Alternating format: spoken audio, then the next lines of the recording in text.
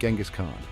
A name that echoes through the annals of history, a name that has become synonymous with power, conquest, and an unyielding will, a name whispered in fear, as tales of his ruthless campaigns spread across continents, a name spoken with reverence as his leadership and vision united disparate tribes into a formidable empire. From the vast windswept steppes of Mongolia he rose, a land of harsh climates and resilient people, where survival demanded strength and cunning, a unifier of tribes, a warrior without equal. Genghis Khan's early life was marked by struggle and hardship, but these challenges forged a leader of unparalleled resolve. He became the Khan, the great Khan. His vision extended beyond the steppes, dreaming of an empire that would span the known world. His ambition to conquer the world, his strategies were innovative, his tactics brutal, and his determination unshakable. By 1218, Genghis Khan's Mongol Empire stretched far and wide. From the Pacific Ocean to the Caspian Sea, his influence was felt across vast territories. He had crushed his enemies with relentless force, leaving a trail of devastation in his wake. He had built a powerful army, disciplined and loyal, capable of executing his grand designs. But his eyes looked west. Beyond the familiar lands of his empire lay new challenges and opportunities. To the rich lands of the Khwarezmian Empire, a realm of prosperity with fertile lands and bustling cities. The Khwarezmian Empire was wealthy and vast. Its cities were centers of trade and culture, thriving along the Silk Road. It spanned Persia and Central Asia, a crucial link in the network of commerce that connected the East and West. Its Shah, Ala ad-Din Muhammad II, was proud and arrogant. He ruled with an iron fist, confident in his power and the strength of his armies. He underestimated the Mongol Khan. Dismissing the warnings and envoys, he believed his empire invincible. This would be his undoing. The Shah's hubris blinded him to the storm that was gathering on his borders. The stage was set for a clash of titans, the Mongol hordes, relentless and fierce, against the proud Khwarezmian Empire. The Mongol hordes against the Khwarezmian Empire. It was a confrontation that would test the limits of both empires' strength and resolve. It would be a conflict that would reshape the world. The outcome of this epic struggle would echo through history, altering the course of nations and the fate of countless lives. Genghis Khan, the formidable leader of the Mongol Empire, sought trade, not war. His vision was to create a vast network of commerce that would connect the East and the West, bringing prosperity to all under his rule. In pursuit of this vision, he sent a grand caravan of 500 men to the Khwarezmian city of Otrar. This caravan was not just a simple trading mission, it was a symbol of goodwill and a gesture of peace. Laden with precious goods, spices, silks, and other treasures, the caravan also carried a message of peace and cooperation. The Khan's intention was clear: to establish a mutually beneficial relationship with the Khwarezmian Empire. The message was simple yet profound.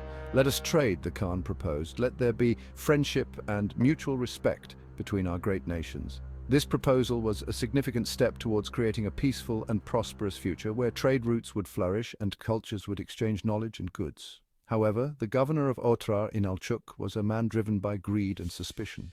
He saw the caravan not as a gesture of peace, but as a threat to his power and wealth. Believing the merchants to be spies, Inalchuk ordered a brutal attack. The peaceful caravan was ambushed. The merchants were mercilessly slaughtered, and their valuable goods were seized and set ablaze. Amidst the chaos and bloodshed, only one man managed to escape the massacre. He fled back to Genghis Khan, carrying with him the harrowing tale of treachery and betrayal. When Genghis Khan heard of the atrocity, fury consumed him. His offer of peace had been met with unimaginable treachery. The betrayal was a direct affront to his authority and vision. In a voice filled with righteous anger, he declared to his generals, "Blood must be repaid with blood." The time for diplomacy had passed and the time for retribution had come. Genghis Khan vowed to avenge the fallen merchants. He would not rest until justice was served and the Khwarezmians paid dearly for their treachery. The Mongol army, known for its unparalleled discipline and ferocity, began to prepare for war. Weapons were sharpened, horses were readied, and battle plans were meticulously crafted. The drums of war began to beat, echoing the impending storm of vengeance that was about to be unleashed upon the Khwarezmian Empire. The Mongol army, a force unlike any other in history, assembled with a singular purpose: They were ready to march, driven by the desire to avenge their fallen comrades and uphold the honor of their great Khan. The Khwarezmian Empire, once a thriving and powerful realm, was now in the sights of the Mongol horde. The stage was set for a confrontation that would change the course of history forever. The Mongol army was a force of nature. It was disciplined, mobile, and deadly. Their horsemen were the best in the world. They could ride for days, covering vast distances. Their archers were unmatched. They could rain down arrows with deadly accuracy. Genghis Khan was a master strategist. He used spies to gather information. He planned his attacks carefully. He exploited his enemy's weaknesses. He divided his army into units. This allowed him to attack from multiple directions. Terror was also a weapon. Genghis Khan's reputation preceded him. Cities surrendered out of fear. Those that resisted faced the full fury of the Mongol horde. No mercy was shown. Section 4. Bukhara burns. The year was 1220, and the city of Bukhara, a jewel of Islamic culture and learning, faced an unprecedented threat. Bukhara, a center of Islamic learning, was one of the first cities to fall. Known for its grand mosques, bustling markets, and scholarly institutions, it was a beacon of knowledge and culture in the Islamic world. The Mongol siege was swift and brutal. The invaders, led by the formidable Genghis Khan, showed no mercy. Their tactics were ruthless, designed to instill fear and ensure swift victories. For 3 days, the Mongols attacked. The city's walls, once thought impregnable, crumbled under the relentless assault. The defenders, though valiant, were no match for the sheer ferocity and numbers of the Mongol horde. They used catapults to hurl stones into the city. These massive siege weapons, capable of launching huge boulders, wreaked havoc on the city's defenses and buildings. They set fire to the gates. The flames spread quickly, consuming everything in their path. The once vibrant city was now a scene of chaos and destruction. The city's defenders fought bravely, but they were outnumbered. They were outmatched. Bukhara fell. The defenders, despite their courage, could not withstand the overwhelming force of the Mongol army. The Mongols stormed the city. They looted its riches. Treasures accumulated over centuries were taken, and the city's wealth was plundered. They burned its mosques and libraries. The centers of learning, which had once been the pride of Bukhara, were reduced to ashes. Priceless manuscripts and books were lost forever. Genghis Khan rode through the ruined streets. His presence was a stark reminder of the devastation that had befallen the city. He entered the great mosque on horseback. This act, a profound sign of disrespect, symbolized the complete subjugation of Bukhara. From its pulpit, he declared, "If you had not committed great sins," he thundered, "God would not have sent a punishment like me upon you." His words echoed through the ruins, a chilling proclamation of the fate that had befallen Bukhara. The city, once a beacon of Islamic culture and learning, was now a smoldering ruin, a testament to the might and wrath of the Mongol Empire.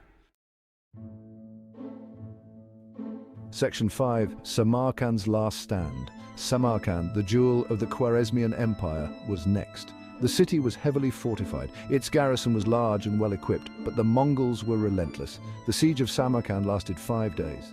The Mongols used prisoners as human shields. They diverted the city's river. They broke the city's spirit. Samarkand surrendered. The city suffered the same fate as Bukhara. The Mongols looted and burned. Thousands were slaughtered. Skilled craftsmen were spared. They were sent back to Mongolia. Section 6. Terror and Triumph. City after city fell to the Mongols. Urgench, Balkh, Mervi. Each victory added to the legend of Genghis Khan. Each victory spread terror throughout the land. The Shah, Ala ad-Din Muhammad II, was in hiding. He had no army left to fight. He died a broken man on an island in the Caspian Sea. His once mighty empire was in ruins. Genghis Khan had achieved his revenge. The Khwarezmian Empire was no more. But the Khan's thirst for conquest was not yet satisfied. He would lead his armies further west. He would spread his empire to the ends of the earth. Section 7. A Legacy of Blood and Bone. Genghis Khan's conquest of the Khwarezmian Empire was brutal. It was a testament to his military genius. It was a testament to the power of the Mongol army. The empire's destruction changed the course of history. It opened up trade routes between East and West. It spread fear and respect for the Mongols. It left a legacy of both destruction and innovation. Genghis Khan, the warrior, the conqueror, the unifier.